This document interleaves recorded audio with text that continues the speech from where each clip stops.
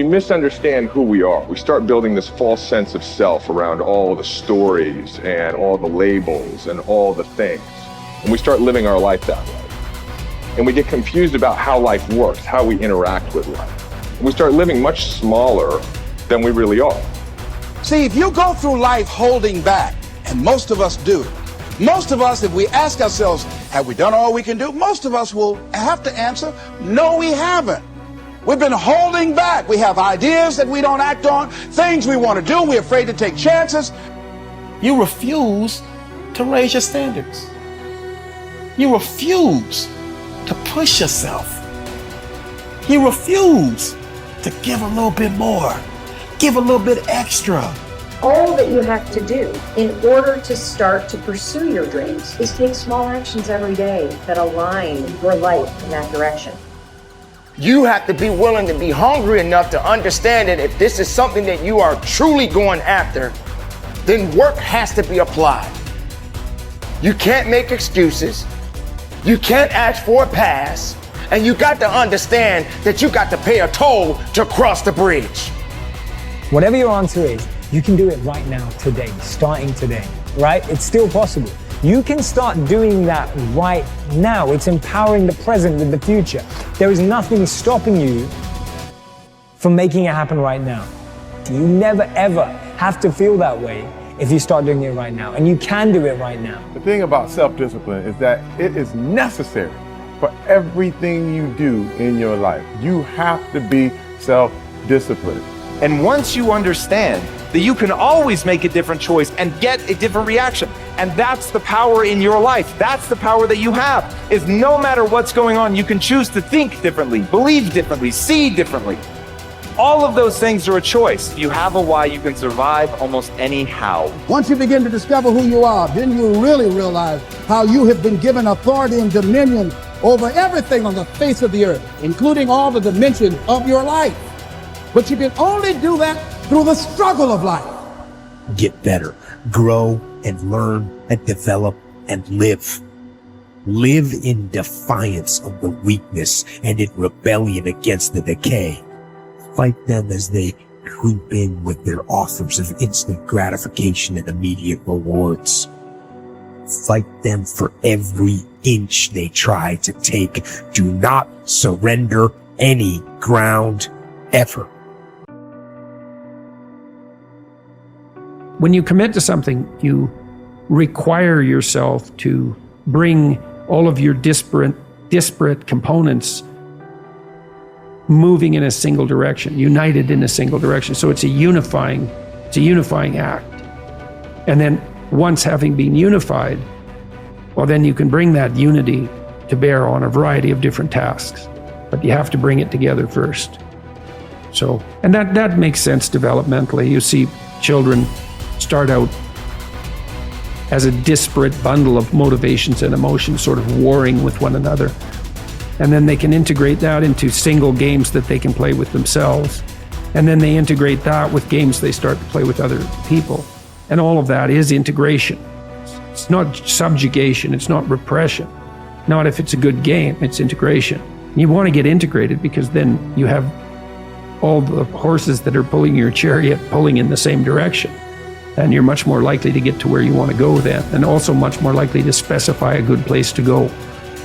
So that's that's something else conservatives have to teach young people, which is, well, get yourself disciplined. Well, why? Well, not so you're a slave, but so that you could be a master. To use a terminology that you're not supposed to use anymore. But, this is in relationship to yourself, not to others. So, yeah, and to begin with, you have to accept an external master because you just don't have the wisdom to do that for yourself, or the ability or the opportunity often. Everybody knows this. They feel bad when they decide they're going to get themselves in good shape and go to the gym, and lasts like 3 days. Attempts, yeah. And then no one's happy about the fact that they quit, and they berate themselves for it. And we know that we need to go through a disciplinary process, and we need to subjugate ourselves to a disciplinary process. That's part of the problem with the constant harping about the, oppressive patriarchy. But you need a disciplinary process. So, well, that's just oppression and slavery. It's like, no, it's not. No more than a game is. Not a good game. A good game isn't oppression and slavery. You know, a lot of people, like I was talking about, taking the path of least resistance. I believe in life you must earn the right to be called a man. And a lot of people do not think the way I do, and that's fine. I'm not asking you to be David Goggins. Trust me, it's a hard road to hoe. It's not fun. Like it. It's not fun all the time. But the thing about it is, you have to look, I looked at my hardships as challenges. Once I got over the pity party, because I went through that phase. Of course. I'm a normal human being. But I realized that got me exactly where I was at, even worse. As I looked at those challenges the way most people do, woe is me. Why the fuck can't I get a break? Why? I wished I was better. I wish my parents were better. I wish I had a better education. I wish this, I wish that. They have all these wish sandwiches. I started realizing, how can I figure out how it can work for me? So the one thing we don't do is when we're in that dark place is a great learning environment. If you can sit back in a dark place and find quiet to just think, there's so much power in your failures, in your suffering. Because why? You're still alive. You're still here. So you gotta look at that shit. My God, man, this is power, man. Like, now I gotta flip this. How many men would be able to do what I'm about to do, what I'm about to try to do? Like, literally, what gave me strength was when I was at the worst of my worst. How many men would even fucking say they want to try to be a Navy SEAL? I'm at the worst spot of my life. Like, I can't even walk down the street, let alone run down the street. And I'm gonna now call a recruiter up and try to be a SEAL. There's a lot of power in that. But people don't see it there. They see it, man, that's stupid. I had this voice in the back of my head that I kept on running from. I was afraid of water. I was afraid of dealing with things that made me feel unaccepted. I didn't accept myself. So I kept on going towards things that I felt good. Let me go this way. But something kept on saying, fuck you, you have it, man. You got it, man, but you're gonna have to fail a lot. But you have it.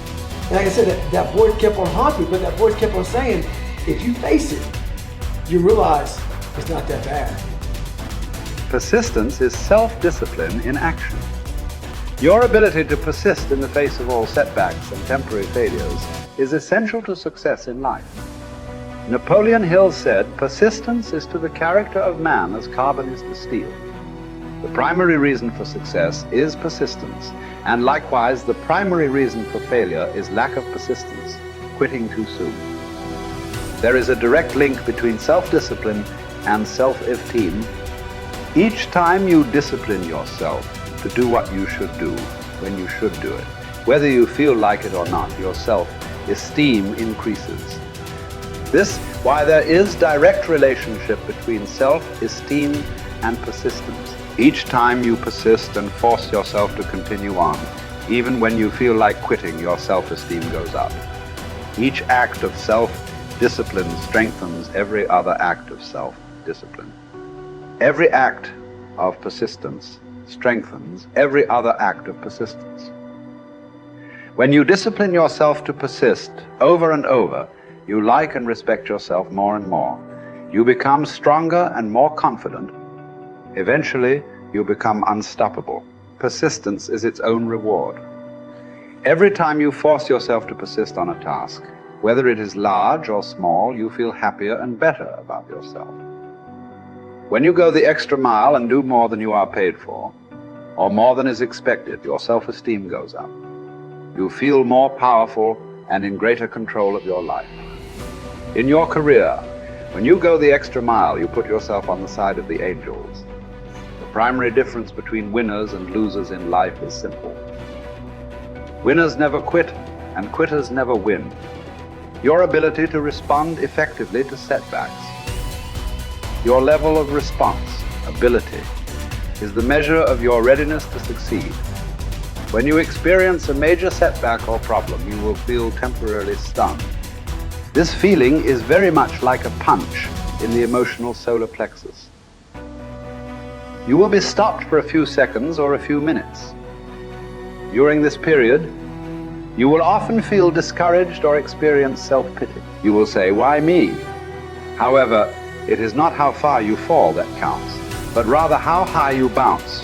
Your aim is to bounce back as quickly as possible. Resilience in the face of unexpected reversals is vital to long-term success. Remember the warrior's creed: I will lay me down to bleed a while and then rise and fight again. Don't be surprised, shocked, or set back when things go wrong. Your best laid plans will often fall apart. Instead, expect disappointments and setbacks as a part of life. Take a deep breath, pick up the pieces, and continue onward